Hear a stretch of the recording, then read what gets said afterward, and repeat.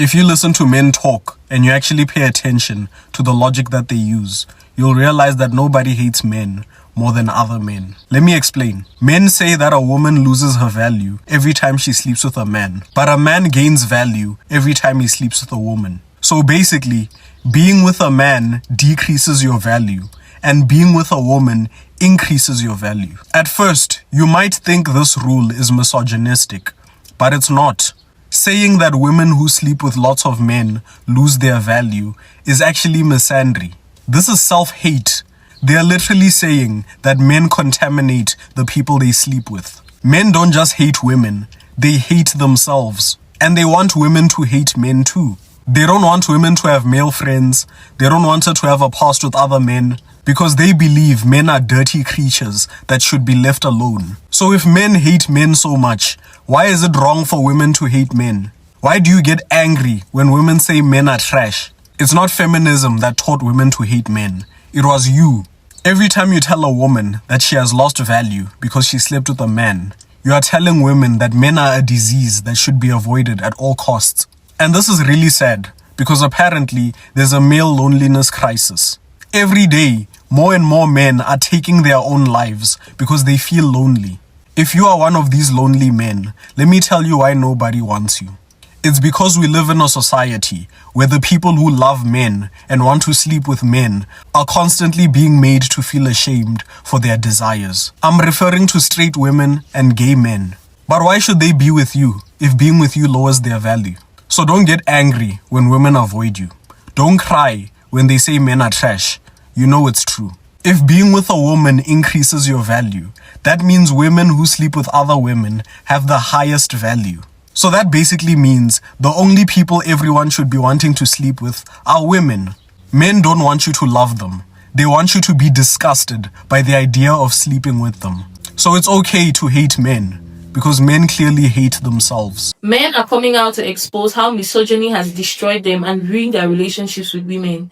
Misogyny doesn't just harm women, it damages men too deeply. Misogyny teaches men to see vulnerability, emotions, and femininity as weaknesses. Let us roll the clip and watch what a lot of men had to say concerning this. The biggest way you can fuck up your life as a man is to continue to live in the lies you have been told your whole life and refuse to change from it. The biggest way you as a man can destroy your own life by your own hands is through misogyny and narcissism, and by constructing your entire sense of worth around domination and validation rather than genuine connection and growth. As much as there is disagreement, we can all agree that a man was made for a woman and a woman was made for a man. They both complement each other. But what we have been seeing is men wanting to dominate these women. After God made woman out of the ribs of a man, did God ask you to trample on her? Did he ask you to disrespect, abuse, cheat on her, or even own her as a property? Now that misogyny in you often begins in a subtle manner. They've given you this belief that power over a woman proves strength, that being admired and obeyed confirms value, that emotion and empathy are weaknesses. That worldview is suddenly going to become a cage for you. And when you see a man that is not like you think he is a weak man because he chose to love and respect a woman as his equal. And one of the dangerous things misogyny does to you is you start using people instead of relating to them. Your partners become competition. Relationship becomes a contest of who should be above the other and who should obey the other instead of mutual respect. Apologies becomes tool for control. When things go wrong, you never look inward. It is always someone else's fault, usually a woman's. You trade vulnerability for vanity and you confuse fear with respect. You mistake a woman's loyalty to you and her gentle nature for dominance. And here is what happens to you. Over time, you isolate yourself without even realizing it. The people who could have loved you stopped trying. Those women you continuously belittle and betray walk away after years of enduring emotional damage. Your peers will not even trust you anymore. You get married one day and have kids, and your kids will learn to despise you. And you wonder why kids tend to love their mothers more than they love their fathers. And you will still tell yourself that you are the victim of an ungrateful woman. By the time the consequences finally hit you, failed marriages, broken trust, loneliness, and perhaps a professional fallout, you will now be left with a hollow sense of superiority and nothing else. And do you know what the biggest tragedy is? You will now mistake that emptiness for independence, not realizing that it is the final product of that very ideology that you held on to for a very long time. A man ruins his own life through misogyny and narcissism, not just by hurting others, but by erasing his capacity to love,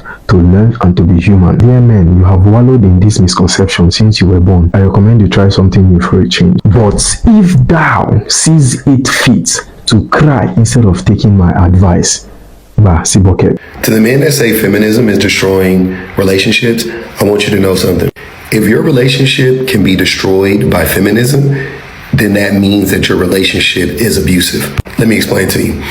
If feminism, which is just the belief that men and women should be treated fairly and equitably, is the thing that is destroying your relationship, then that means your relationship isn't fair and equitable to the women in the relationship. So it's really not feminism that's destroying the relationship, it's misogyny. But whatever, however you want to look at it, at the end of the day, it's just proof that you know that the issue isn't necessarily feminism, but it is the unfair and inequitable treatment of women that you have no desire to change. It's essentially like a capitalist saying, paying people living wages is destroying capitalism. Like, if a capitalist got on TV and said, we can't as a company afford to pay everybody in our company a living wage, so socialism is destroying our company, then that would prove that capitalism is bad.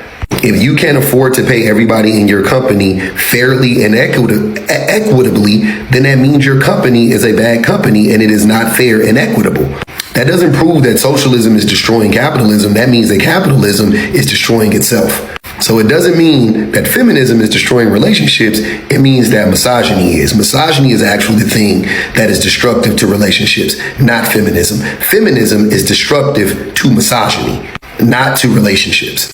I've literally heard women say, I hate men. Of course, Literally. absolutely. And Death to the patriarchy, of course. all these things. Wait a I've second. heard Death to the patriarchy means death to the societal structures in which give men more societal power than women for no reason. That's not the hatred of men unless you think men ought to have that power because they are men. That is the only way you interpret it that way. So all I'm showing here is a lot of these ideas of what you think misandry is are just your misogynistic instincts and assumptions being exposed. I've literally heard women say, I hate men. Of course, Literally. absolutely. And Death to the patriarchy, of course. all these things. Wait a I've second. heard Death to the patriarchy means death to the societal structures in which give men more societal power than women for no reason. That's not the hatred of men unless you think men ought to have that power because they are men.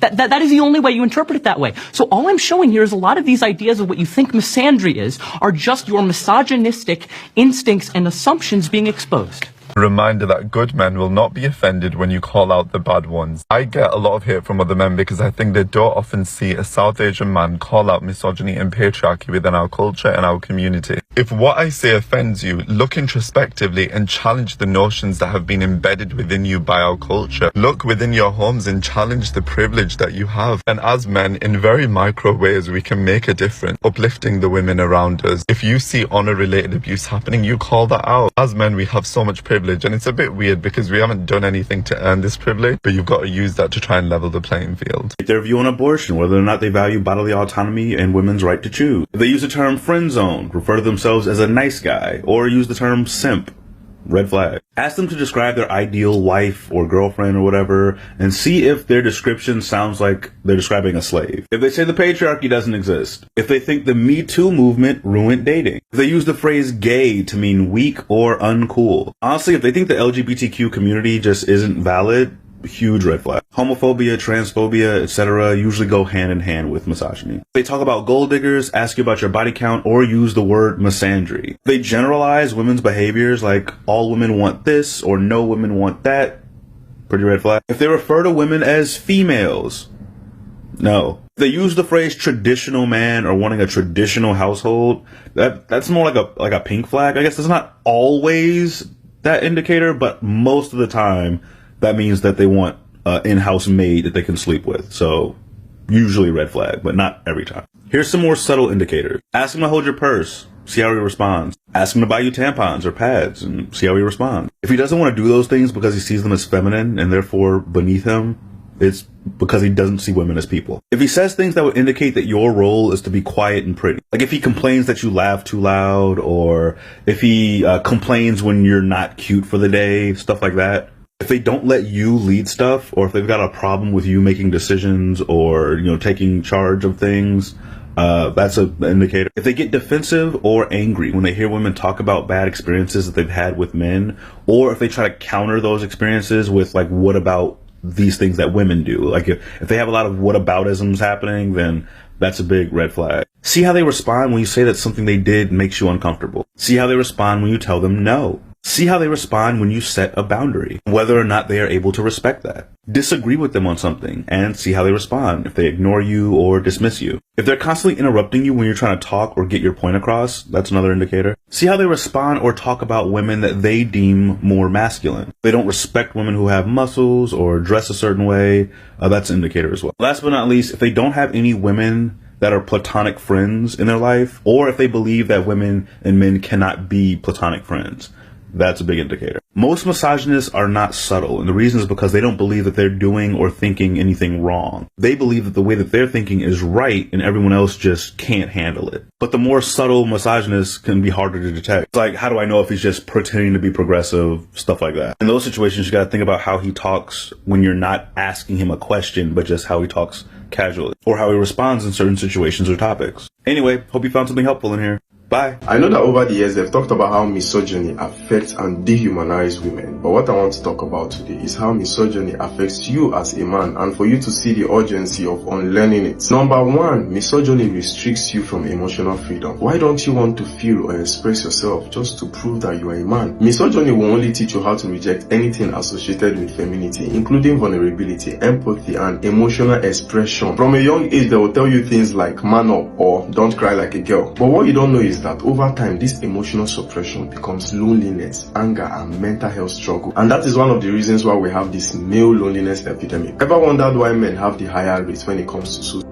What do you think those suppressed emotions will do to you when it finally blows out? Many men find it very difficult to form deep friendship, connection, ask for help, or even express love without shame. So in the end, misogyny is only trapping you behind a mask of toughness, admired on the outside but often isolated and emotionally starved on the inside. Number two, misogyny pressures men into harmful performance of masculinity. Let me explain. When being a real man is defined by dominance, control, and sexual conquest, you will be pressured into performing power instead of living in authenticity. You compete instead of connect. You suppress kindness just to appear strong. You will start chasing success or sexual validation just to prove your worth. This performance culture is only going to fuel stress, burnout, and even violence, because you have been taught to measure value by how much you can control others and not by how fully you can know yourself. So in trying to prove your manhood, you will now lose peace, purpose, and genuine identity. Number three, misogyny will damage your relationship and your capacity to love. And you wonder why you think every woman is the same. They planted something in you, bro. When you have been taught to see women as lesser, object, or source of service rather than your equal, it distorts your ability to build mutual fulfilling partnerships. You are going to struggle with trust, communication, and intimacy. You may even see nurturing as weakness and empathy as unmanly. These types of emotional distance can lead to failed marriages, broken homes, and generational wounds. True love, whether romantic or platonic, can only exist between equals. Misogyny is going to destroy that equality, leaving you emotionally disconnected from the same people that are supposed to bring you wholeness. So in summary, misogyny doesn't only suppress women. I just want men to know that misogyny also imprisons them. It silences your emotions as a man, it warps your identity, and poisons your relationship. In a world where men unlearn misogyny, it's not just safe for women alone. It is healthier, freer, and more human for men also. I honestly hope that as a man, you listen to everything I have said and give it a thought. You can hate me, but do not deny yourself the opportunity to learn something new.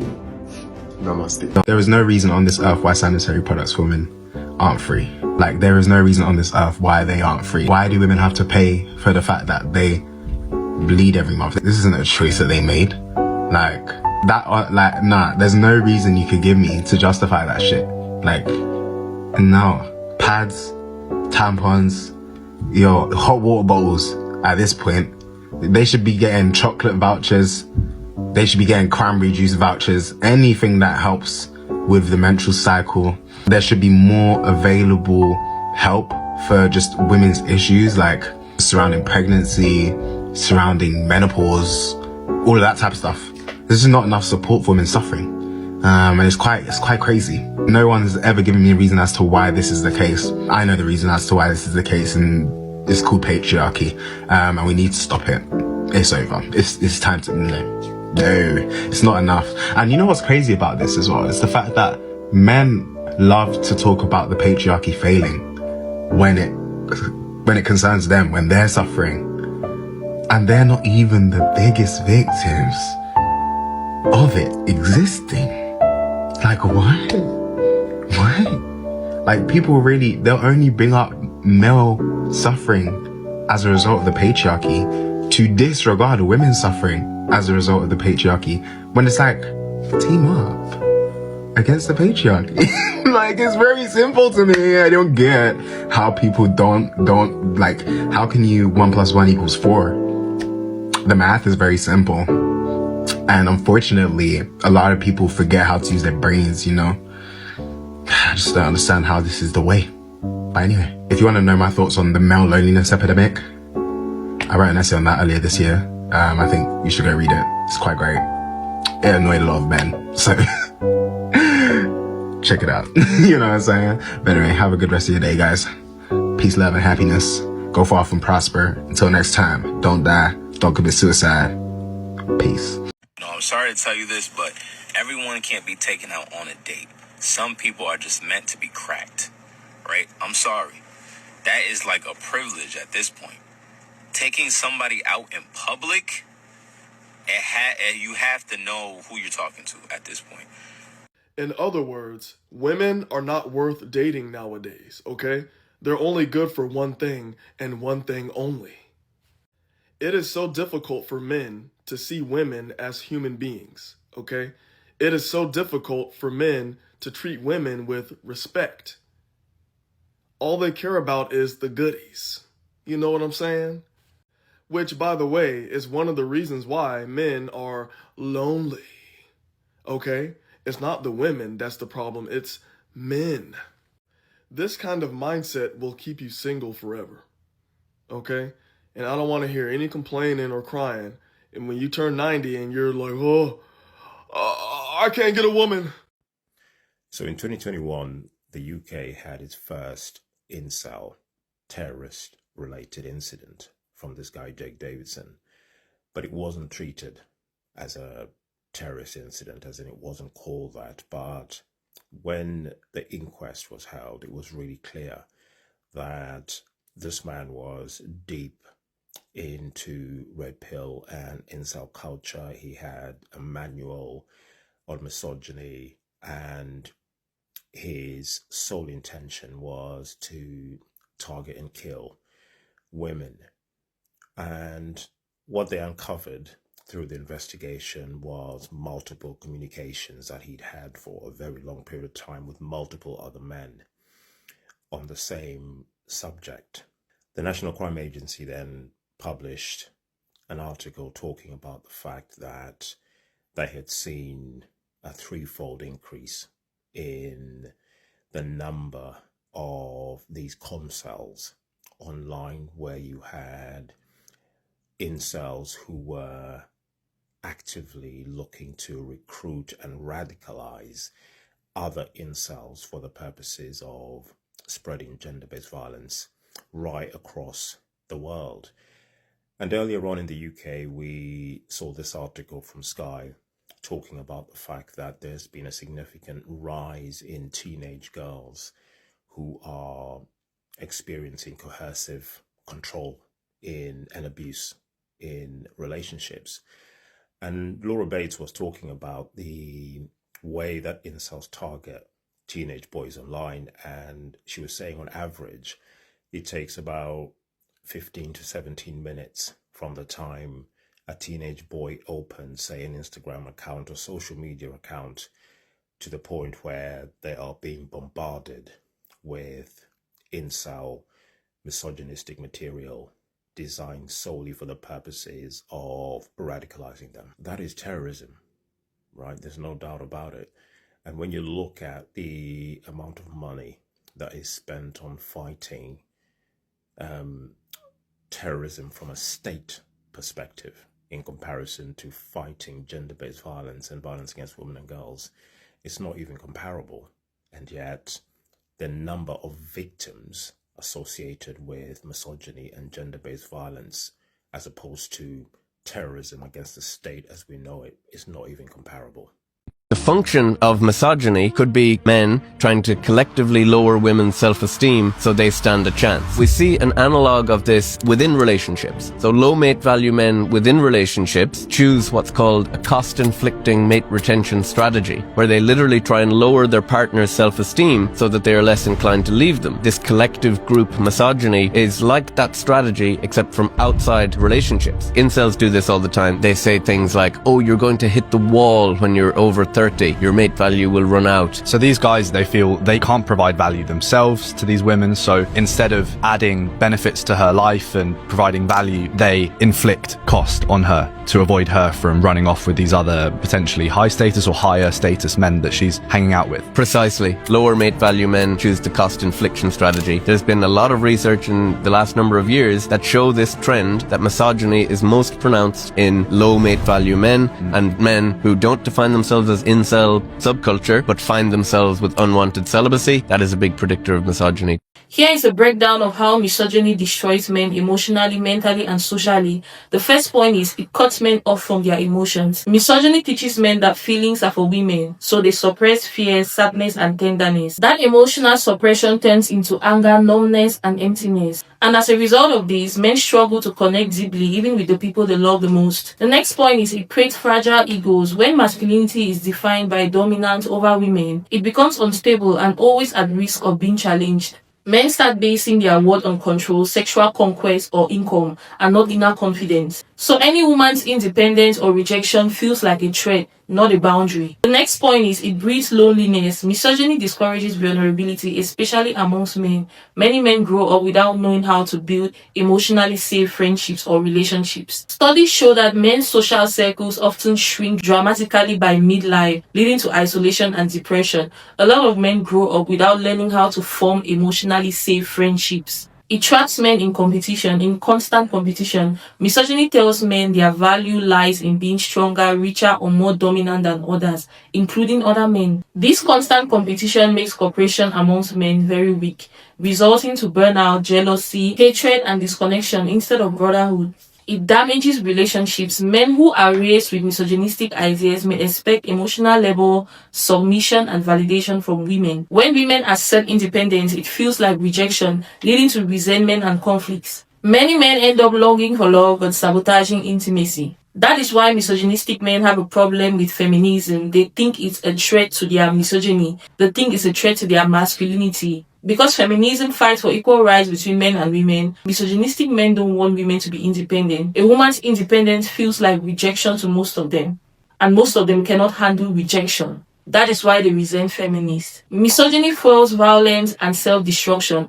Anger becomes the only acceptable emotion. It can lead to substance abuse, domestic violence, or even suicide. Men internalize the idea that power equals worth, so when they lose it, they break down emotionally. They break down emotionally and they collapse mentally. The next point is it keeps men emotionally immature. Misogyny discourages accountability. It is easier to blame women than confront one's pain. It is easier to blame women than face the truth, which is glaring right in front of them. Men stop growing emotionally because the system rewards denial and domination. The system rewards them for their bad behavior. It protects them. Real maturity involves empathy, self-awareness, and accountability, and misogyny labels all of these things as weak. The last but not the least point is misogyny weakens the community. It weakens the modern man. The world is destroyed today because of misogynistic men, weak men. Misogyny disconnects men from nurturing, caregiving, and cooperating, the very same things that make communities thrive. When men fear softness, society loses balance. I'm going to end this video by saying this. Misogyny isn't a show of strength, but a symptom of pain. And when men heal that pain by embracing empathy, respect, and equality, they don't just help women, they liberate themselves also. So guys, we've come to the end of this amazing video. What do you guys think? Add more points in the comment section. Drop your experiences. I'm very happy that men are coming out to expose how misogyny has damaged them. It doesn't only damage women, but it deeply damages men. Anyways, guys, drop your thoughts. I'm dying to see them. Don't forget to like, share, and subscribe. And I'm going to see you guys in my next video. Bye. Love you.